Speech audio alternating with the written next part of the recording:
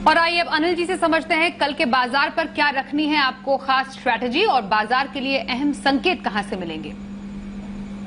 जहां तक कल के बाजारों का सवाल है, भारतीय बाजारों की ट्रेडिंग रेंज ऊपर की तरफ शिफ्ट होती हुई दिख रही है। कल के लिए तुरंत 16,125, 16,175 निफ्टी पर सपोर्ट का काम करेगा। देखते हैं किस तरह की शुरुआत होती है और शुरुआत के लिए संकेत आपको अमेरिकी बाजारों से आते हुए दिखेंगे। भारतीय बाजारों के बंद होने के वक्त डाउ फ्यूचर्स लगभग 25-30 अंक नीचे ट्रेड करते हुए दिख रहे थे, यानी कि बड़ा सपाट सा कारोबार था। कोई बड़ा एक्शन वहां पर होने की संभावना कम है। ऐसे में देखते हैं अमेरिकी बाजारों में किस तरह का एक्शन होता है। कल तो बड़ी तेजी बनी थी, आज वो देखना इंटरेस्टिंग होगा। लेकिन अगर कमजोर शुरुआत होती है तो 16,125, 16,175 इस रेंज में बाजार पहले सपोर्ट लेने की कोशिश करेंगे और उसके बाद ऊपर की तरफ 16,300, 16,350 हल्की फुल्की रुकावट का लेवल होगा। वैसे तो हाईएस्ट लेवल पर ट्रेड कर रहे हैं, लाइफ टाइम हाई पर हैं, तो कोई बहुत साफ लेवल तो है नहीं, लेकिन ऐसा लग रहा है कहीं न कहीं 16,250 से 16,400 की रेंज में निफ्टी की जाने की कोशिश हो सकती है। बैंक निफ्टी मेक और ब्रेक वाले मामले पर है, एग्जैक्टली 36,000 के आसपास बंद हुआ है और अगर एक और क्लोजिंग 36,000 के ऊपर की कल मिल जाती है तो फिर बैंक निफ्टी में बड़ा ब्रेकआउट आ सकता है और तब 37,700 के आसपास के जो लाइफ टाइम हाई है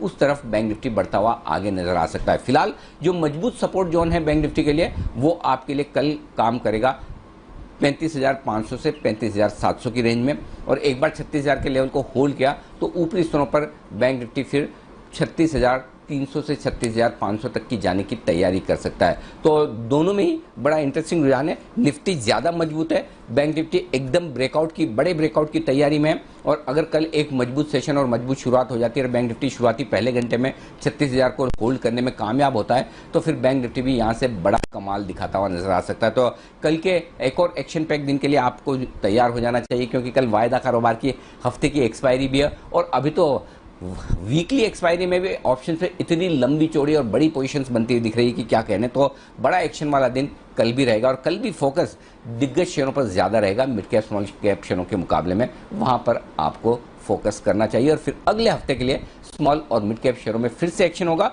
तो अपनी पसंद के बढ़िया क्वालिटी के शेयर चुनने का वक्त है आपके पास कल और परसों शुक्रवार के लिए। बैंक निफ्टी बड़े ब्रेकआउट की तैयारी करता दिख रहा है, इसमें कोई डाउट नहीं।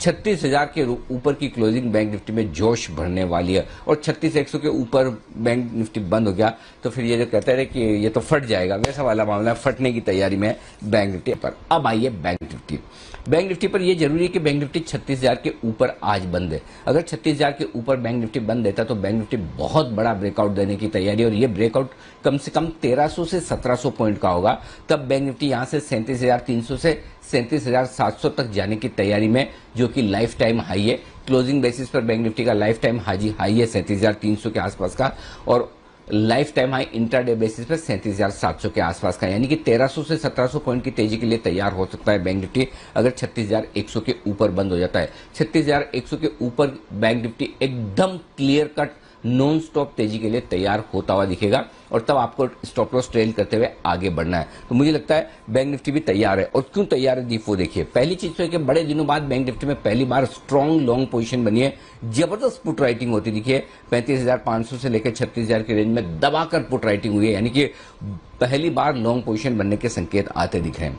दूसरी बात, बैंक निफ्टी चूंकि 36,000 के पार निकलकर ट्रेड कर रहा है बंद होने की तैयारी में, 36,000 के लेवल पर कॉल ऑप्शन में हाईएस्ट ओपन इंटरेस्ट है 26 लाख शेयरों का। ये कॉल राइटर्स अब रिस्क पर आ चुके हैं, तनाव में कि अरे हम तो फंस गए, आज 36,000 के ऊपर बंद होगा तो फिर ये 36,300 36,500 की तरफ हो सकता है, कल की एक्सपायरी तक ही जाता हुआ नजर आए। तो आज और कल एक्सपायरी के चलते डेटा के चलते हर एक गिरावट में खरीदारी का मौका है। किसी भी लेवल से बैंक निफ्टी 200 पॉइंट नीचे आता है, किसी भी लेवल से 75-100 पॉइंट निफ्टी नीचे आता है, वहां खरीदारी का मौका होगा। एक और चीज अच्छी बात है कि आज की तेजी के बावजूद पुट कॉल रेशियो में थोड़ी कमी आती हुई दिखी है इंट्राडे में। इसका मतलब क्लियर है कि ओवरऑल बहुत एक्सेसिव लॉन्ग पोजीशन नहीं बनी है, थोड़ी बहुत शॉर्ट कवरिंग भी होती दिख रही है और पुट कॉल रेशियो आपका कंफर्टेबल होता हुआ दिख रहा है, यानी कि ओवरबॉट नहीं है। नहीं तो ओवरबॉट पुट कॉल रेशियो में थोड़ी ऊपरी स्तरों से प्रॉफिट बुकिंग की आशंका रहती है। तो आज दो चीज चाहिए, निफ्टी 16,200 के ऊपर बंद हो और बैंक निफ्टी 36,200 के ऊपर बंद हो तो बड़ा, 36,100 के ऊपर बंद हो तो बड़ा ब्रेकआउट, और नहीं तो 36,000 के ऊपर भी बंद हुआ, 16,175 के ऊपर कहीं भी बंद हुआ तब भी अच्छा माना जाएगा। तो लॉन्ग पोजीशन को बरकरार रखें। कि लंबे समय बाद एफआईएस की तरफ से खरीदारी का आंकड़ा आया है और दमदार खरीदारी का आंकड़ा आया है। रोज तो हम डेटा बाद में डिस्कस करते हैं, पर आज पहले ही डिस्कस कर लेते हैं, क्योंकि लंबे समय बाद ये जो एफआईएस का खरीदारी का आंकड़ा आया है ये कितना इंपॉर्टेंट है। फोमो, ये मतलब वही है, फियर ऑफ मिसिंग आउट, या तो फोमो कहते हैं, या फिर एक्सेस शॉर्ट की शॉर्ट कवरिंग। इसमें से दोनों नाम आपको जो पसंद हो वो दे दीजिए, और दोनों नाम आपको जो ठीक लगे वो कर लीजिए, ठीक है।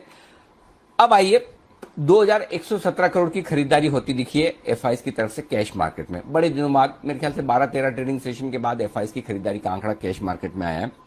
2,500 करोड़ के इंडेक्स फ्यूचर्स भी खरीदे एफआईज ने, 2536 करोड़ के। 473 करोड़ की खरीदारी स्टॉक फ्यूचर्स में की है। तो स्टॉक्स में लगभग 500-600 करोड़ की खरीदारी, सॉरी 2500-2600 करोड़ की खरीदारी, और 2500 करोड़ की इंडेक्स, 5000 करोड़ की सिंगल डे में खरीदारी।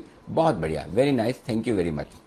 हम हमेशा कहते हैं कि बहुत बढ़िया आंकड़ा है, लेकिन प्रॉब्लम दीप मेरी ये कि मैं पास्ट तो देखता ही हूं, प्रेजेंट भी देखता हूं और फ्यूचर भी देखता हूं। और आपको याद होगा 3 दिन पहले जब एफआईज की तरफ से बहुत तगड़ी बिकवाली का आंकड़ा आया था, ऐसा लगा कि ये क्या हो रहा है, तब हमने ये कहा कि बेच के कितना बेचेंगे। अगर इनका इंडेक्स पे लॉन्ग पोजीशन घटकर 52% के आसपास आ गया तो अब बेचने के लिए ज्यादा जगह बची नहीं है, ओवरसोल्ड हो चुके हैं। और ये पिछले हफ्ते मंथली एक्सपायरी की बात थी, और वहां से आपने देखा वापस बाजार घूम गए और एफआईज को शॉर्ट कवरिंग करनी पड़ी। अब यहां पर स्थिति अलग है, और अगर आज के लिए इसे आप देखें तो एक सबसे बड़ा संकेत आपके लिए, अगर किसी वजह से बाजार में ऊपरी स्तरों पर प्रॉफिट बुकिंग और बिकवाली आनी चाहिए तो इस वजह से आनी चाहिए कि काफी कुछ शॉर्ट कवरिंग हो चुकी है। अनडाउटेडली अभी भी है, लेकिन काफी कुछ शॉर्ट कवरिंग बाजार में हो चुकी है। ये एक साफ संकेत आपको दिख रहा है। कल एफआईज ने दमदार शॉर्ट कवरिंग की है।